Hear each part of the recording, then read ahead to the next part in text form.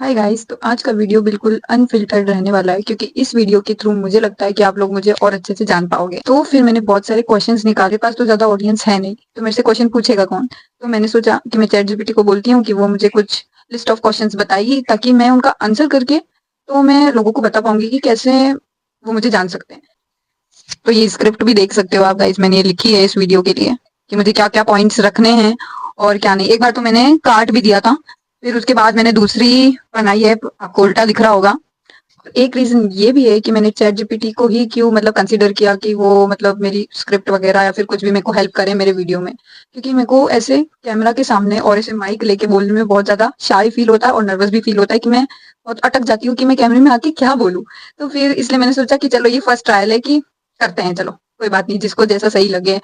मैंने तो बना दिया कुछ भी जो मुझे अच्छा लगा और दूसरों को हर्ट नहीं हो, ऐसा मैं चाहती हूँ कि मेरी वीडियोस ऐसी ही बने। तो इस वजह से मैंने उसकी हेल्प ली है। तो अब मैं क्वेश्चन स्टार्ट करने जा रही हूँ। तो सबसे पहला क्वेश्चन है, नाम तो आप लोगों को मेरा पता ही है, वेयर डिड आई लिव। तो मैं उदयपुर में रहती हूँ गाइस, राजस्थान में। फिर सेकंड क्वेश्चन है, व्हाट इज माय निकनेम। तो मेरे घर वाले मेरे को कुन्नू नाम से बुलाते हैं। मैं यहाँ पे लिख दूंगी, क्या पता आवाज सही से आ रही हो या नहीं आ रही हो। तो इसके बाद जो क्वेश्चन रहने वाले हैं वो 3 क्वेश्चन ही है, लेकिन मुझे ऐसा लगता है कि उनको आंसर करते-करते मेरा वीडियो बहुत ज़्यादा लंबा हो जाएगा, तो ज़्यादा क्वेश्चन मैंने नहीं लिए हैं इस वीडियो में। सो क्वेश्चन नंबर 3 है, what do you do currently.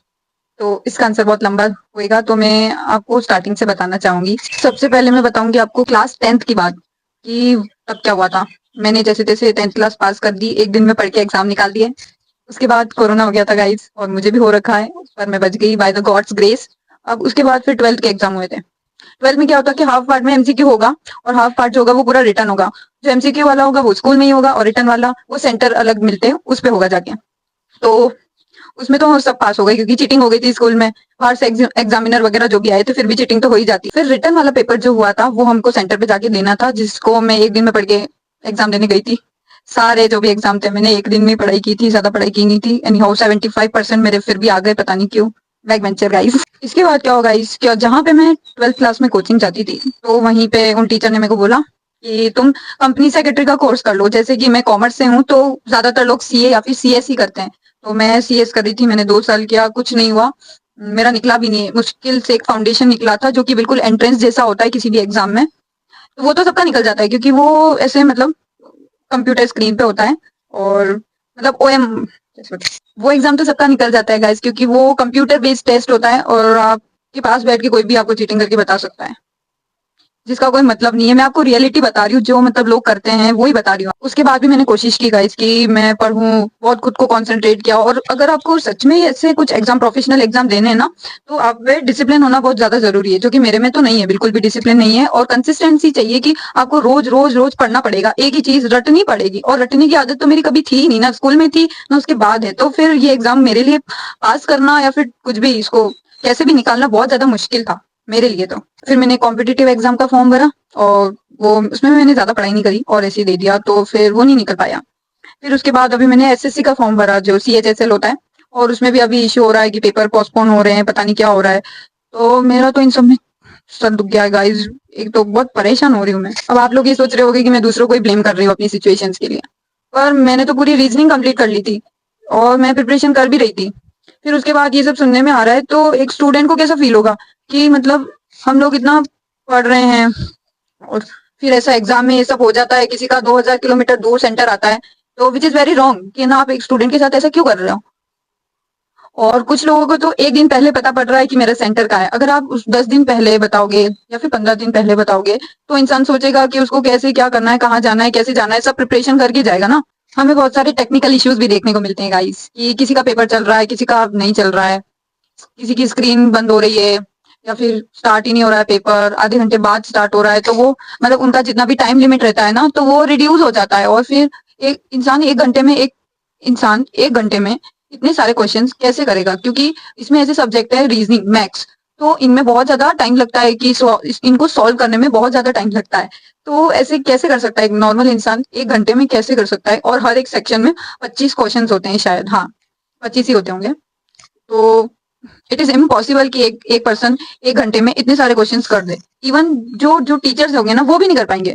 तो ये सब सिचुएशन हुई थी गाइस, लेकिन मुझे ऐसा लगता है कि मेरे को गिव अप नहीं करना चाहिए। अब मैं श्योर नहीं हूँ कि मेरे को ये एग्जाम देनी चाहिए या नहीं देनी चाहिए।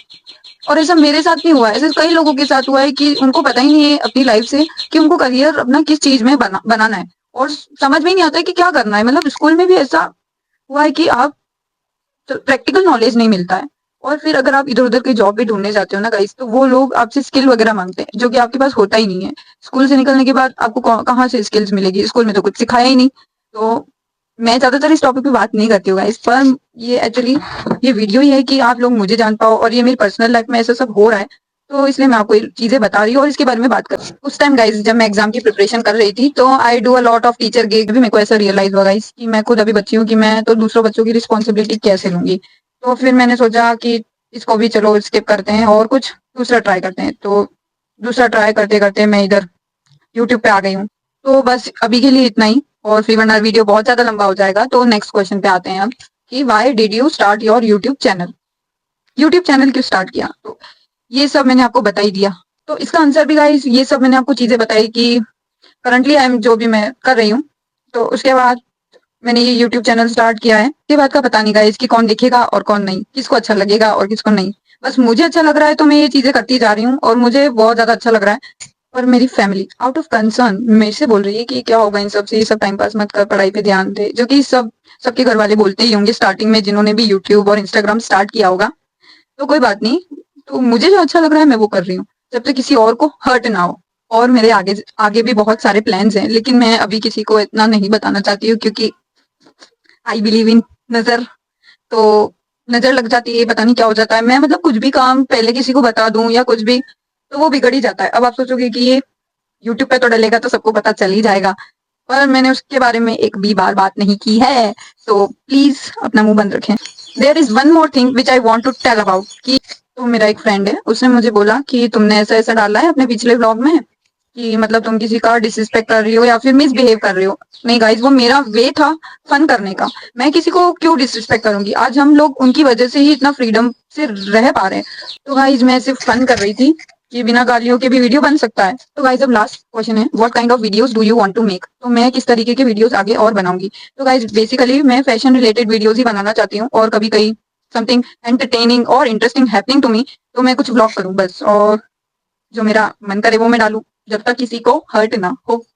ठीक है, तो आज का वीडियो इतना ही है गाइस, इससे ज्यादा मैं लंबा नहीं कर सकती हूँ। तो अगर आप मेरे को कमेंट करके बताओगे कि मेरे को किस तरीके की और वीडियोस बनानी चाहिए, तो मुझे और ज्यादा हेल्प मिलेगी, क्योंकि मुझे कुछ इतना आइडिया नहीं है कि कैसे क्या वीडियो बनाते हैं। तो आई होप सो कि आपको ये वीडियो अच्छा लगा होगा और आप लोग मुझे जान पाओगे।